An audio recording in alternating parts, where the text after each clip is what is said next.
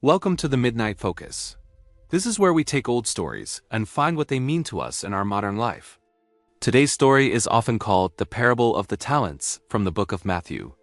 And even if you've never read the Bible, you've definitely heard its echo. Because today, the word talent means a skill or a gift. But in the original story, a talent is money. And not just a little bit. We're talking a serious amount of cash. Here's how it goes. A master is about to leave on a long journey. Before he goes, he trusts 3 of his servants with his wealth. To one servant, he gives 5 talents. To another, he gives 2 talents. And to the last one, he gives 1 talent. The story specifically says each was given an amount according to his ability. Then the master leaves. So what happens next? The first servant, the one with 5 talents, gets right to work. He trades with the money and doubles it, making 5 more. The second servant, who was given 2, does the same thing. He invests it and gains 2 more. But the third servant, he does something completely different. He takes his 1 talent, digs a hole in the ground, and just hides the money.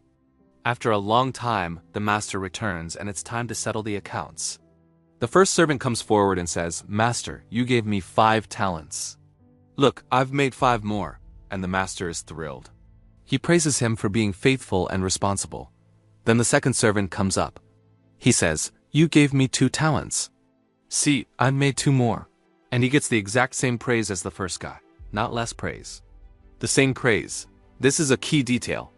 Because the test isn't about how much you were given to start with. It's about what you did with what you had. Finally, the third servant speaks. But his tone is different. He starts by making excuses. He says he knew the master was a harsh man. He says he was afraid. So, to be safe, he hid the talent in the ground. He returns the original amount, completely untouched. There's no loss, no theft, no scandal. There's just nothing. And the master is not impressed. At all. He calls the servant wicked and lazy. He points out that even the safest, most basic option would have produced something. He could have at least put the money in the bank to earn interest. The master then takes the 1 talent from him and gives it to the servant who now has 10.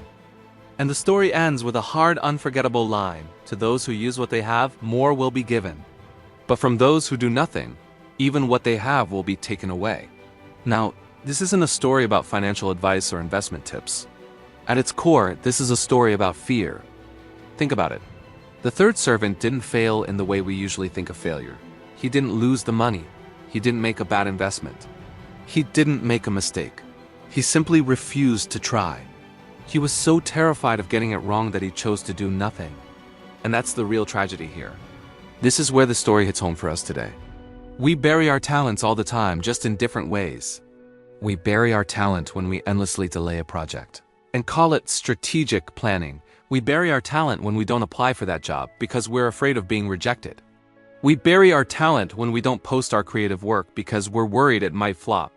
We bury our talent when we refuse to start something new because we know the first draft won't be perfect.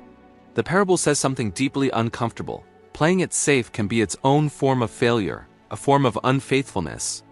Not necessarily to a religion, but to responsibility, to our own potential, to the opportunities right in front of us. And look at the reward in the story. It isn't just more money. The real reward is trust. The master says, "You were faithful with a little, so I will trust you with more." The reward is greater responsibility. It's a chance to grow. So here's the big takeaway from all this. You're not ultimately measured by your good intentions. You're measured by your actions.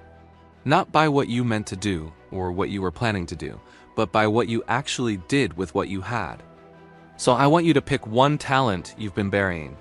It could be a skill you haven't used, an idea you haven't shared, a project you haven't started, or even a difficult conversation you've been avoiding. This week, just do 1 thing. Don't aim for perfection. Just aim for movement. Aim to get it out of the ground. Because the opposite of growth isn't failure. The opposite of growth is hiding. And that brings us to your question for the week. What's the 1 thing you keep playing it safe with? That you were actually meant to use? Think about it. Okay, so, you've been watching the Midnight Focus. If this interests you, please like and subscribe. We will be back for more old stories and their modern meaning. Thank you.